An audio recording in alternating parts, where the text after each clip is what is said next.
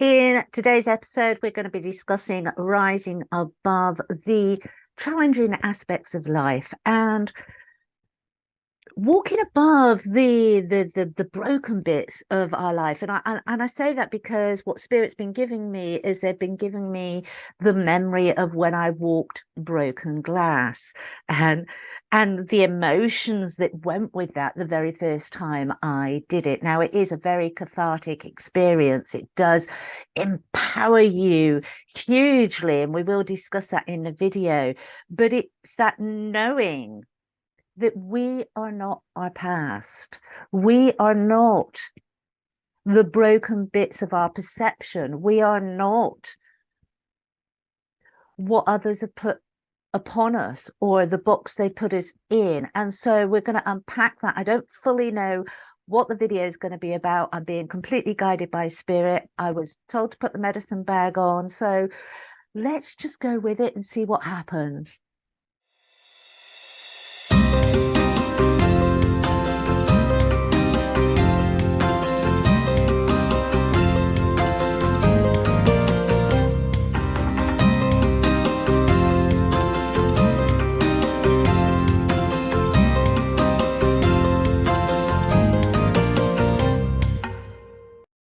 Hi, and welcome to Oaklaw Door. For those of you that don't know me, my name is Claire Attio. For those that are returning subscribers, thank you.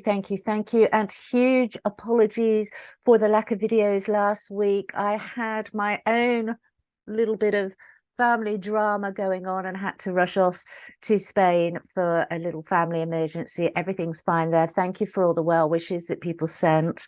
It's been an interesting week because obviously we had the equinox that I knew, and I'd planned to do a lot of energy work around that. And I knew that when I started getting messages the weekend previously, and I thought, the energies, that inner knowing, that instinct, that intuition within me was kind of alerting me, going, Amber, Amber, Amber. And for any of you that are tuned to the energies, this will be coming up. This is going to be a theme. And I think this is why I was given the visualization of when I walked. I was given the memory of when I walked a bed of glass, a bed of broken glass. And the nurse in me at the time was like, whoa, what are we doing? What are we doing? What are we doing? This is completely illogical. Why would anybody of sane mind do this? But I kind of breathed through that fears. I was with a beautiful, and I'll always, a beautiful druid shaman that actually said to me, you're rising above that which has been broken, and it's very empowering. And with those words, I was kind of like, wow, okay, I'm going to do this because I want to experience this for myself. We all make choices. Sometimes our fear will get the better of us, and that's absolutely fine, because my fear nearly got the better of me on that one. I mean, I've done a lot of things that other people would think, oh my God, that's so crazy. But I've done them because there has been a knowing inside me that I needed to do it. But I have to say, when it came to the glass walking, I was like, nope. All logic in me was screaming no. And yet there was a little flame, that little flame of knowing, that little flame of my intuition, of my higher self, of my ancestors saying, please do this. And so through another soul they spoke, and I listened, and I took the aligned action. And by God, am I glad that I did, because it was a very cathartic experience, and it has allowed me in the 2 years since I've actually done that to draw upon the strength, the knowing, the understanding that occurred during those moments. And at the time it seemed like hours as I was walking the bed of glass. It felt like hours, but it's just moments. But it was a very cathartic experience. And it's interesting that it's coming up now. It's interesting that it's coming up when, for all intents and purposes, last week I was drawn into the lion's den with some very, very hungry lions waiting for me with the equinox energies and that portal that opened there. For those of you that understand that little bit of what I'm talking about, you understand it. For those of you who don't worry, let it go over your heads. It's not for you. It it was, but it was a situation that for my peace of mind, even though my intuition was telling me exactly what was going on, for my own peace of mind, I had to go there. It was something I had to do. And coming through that, passing through that, it's been interesting because again, it goes back to the divine knows exactly what it's doing, and it's that us learning to trust the divine, trusting our instincts, trusting our intuition, but ultimately putting our trust in the divine and knowing that that support, that care, that guardianship is there for each and every one of us.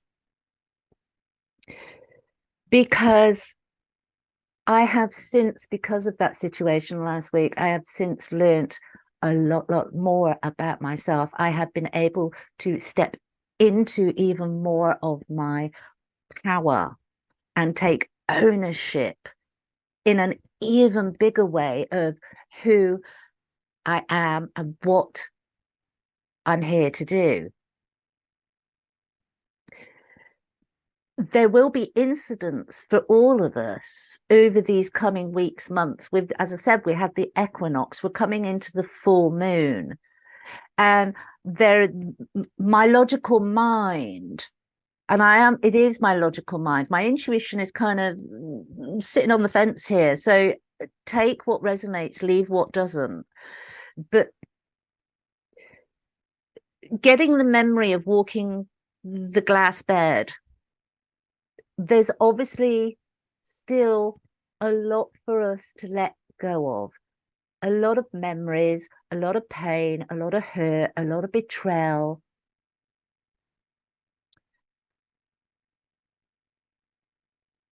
It needs to just be released. It needs to just be let go of. As I said, for me, walking that glass was very much a representation of just rising above all the destruction, chaos, mayhem that it existed emotionally, mentally, physically in my life, walking above it. It was no longer important. And I think that's the key in this is to get ourselves in a place, in a space where what has come to pass isn't important. It doesn't define us. And I know we always say that, and I've been saying it for years in coaching, and we do all the mindfulness and we do the energetic work. This feels bigger. It feels ancestral. I'm going to be honest. Maybe it's not for you. Maybe this is for your now life. Maybe you need to let go of the past. Maybe you haven't done that. For those of you that have done a lot of work on the now life, you tap in. Is this ancestral for you? Are you breaking those dysfunctional aspects of your lineage? Are you breaking curses and hexes? And I say that very tongue-in-cheek because there's a lot out there about magic, and we know, but it's still the polarities. It's still the light versus the darkness, and it's not about one overpowering the other, although that is the battle that goes on the spiritual realms currently. But it's about balancing them. It's about living with those and creating balance and harmony with that. As I said in previous videos, I don't know, as we move into the new era, I'm unclear at this stage. I have not been given any information of whether polarity will still exist. I think humanity has a huge way to go before polarity will cease to exist, because that is our way of understanding and gauging the environment around us. But it's about letting go of that which we feel doesn't function, that has been dysfunctional, that has been toxic, that has been a thorn in the bloody side, to be honest. It's pulling it out, getting rid of it, and then something else comes along and hooks in again and take it out. And it's the end, the continual energy work to keep your systems clean and clear, and to cut off. There is a last bit, and that was what my call back to Spain was about, was I've cut energetic ties. I'm no longer feeding others that are unwilling to feed themselves. And so I was, and of course my home is such that it's very protected, and so that it was a desire to take me out of my protective environment and stick me in, and that's where I say the lion's den. But it didn't work. It didn't work. I was aware of it. Was it heavy? Was it hard? Was it difficult? Was it challenging? It was all of those things. Absolutely, it was all of those things. And but it's, am I going to get hung up on it? No, I'm not. I'm going to walk the glass. Even if I'm not doing it physically at this moment, I am mentally, energetically, I'm walking above the broken pieces safely.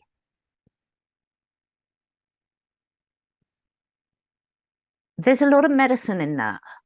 Whether you physically do it, whether you mentally do it, whether you have a visualization of it, I implore all of you to just sit with it, allow it to permeate with you, allow to sit with your fears. Why are those fears there? As I said, my nursing came in, it was like, why would anybody do this? Why would anybody do this? And as I said, divine, through another soul, another beautiful soul, explained to me it's the ability to rise above. And I was like, that hit me. Those words hit me. They hit a core within me. And it was like, yes, right. Yes, I can do this. It's that deep trust in the divine. And the way that you actually do that will be different for all of us. But work on that. Allow yourself, surrender to it.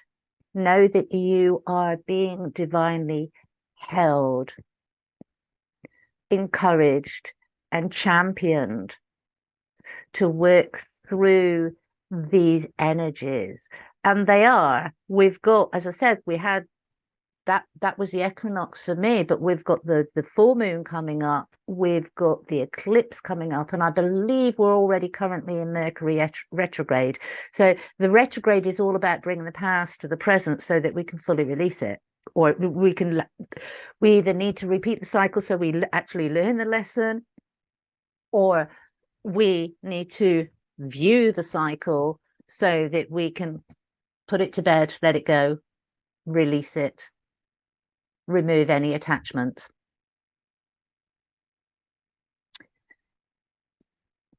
These things aren't here to hurt us. They're here to help us grow. They're here to help us expand, excel, transmute, transcend, and ascend. It's down to each and every one of us to take the opportunities that are presented to us from the cosmic alignments. It's down to each and every one of us to listen to the energies, listen to our hearts, listen to our connection to divine, to know what is right for us.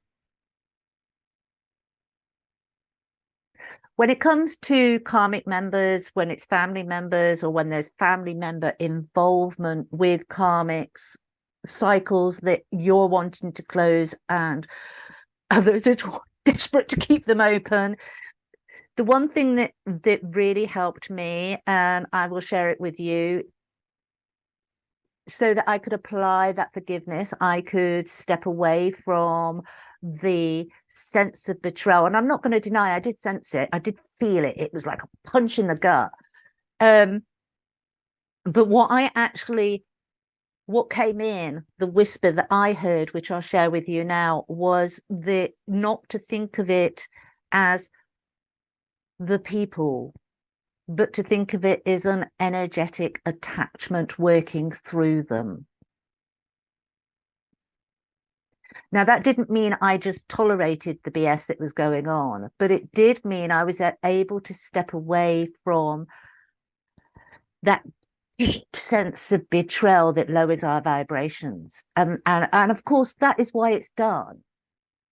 That is why it's done. I've done many, many videos of, those shadow aspects, desperate. They're running out of space as we keep anchoring more light. They're running out of space to exist. And so they are desperate to hold on. And dropping our vibrations through emotions like betrayal, sadness, grief is a sure way of doing that. That's what we need to stay mindful for. That's what we need to be consciously aware of. And I'm not going to say you're not going to feel those emotions, because you will, but be mindful of how long you allow yourself to stay there. Honor the emotions you feel, but also honor yourself and your divine connection and your path, your purpose, your mission, whatever you like to call it. What are you here to do? Are you staying on track? Are you allowing yourself to be diverted? Because these energies, there is a lot of dynamics going on, and there are a lot of diversion tactics within that. Be aware of that. Be consciously mindful of that, and be consciously mindful of the actions that you take, the thought processes that you allow,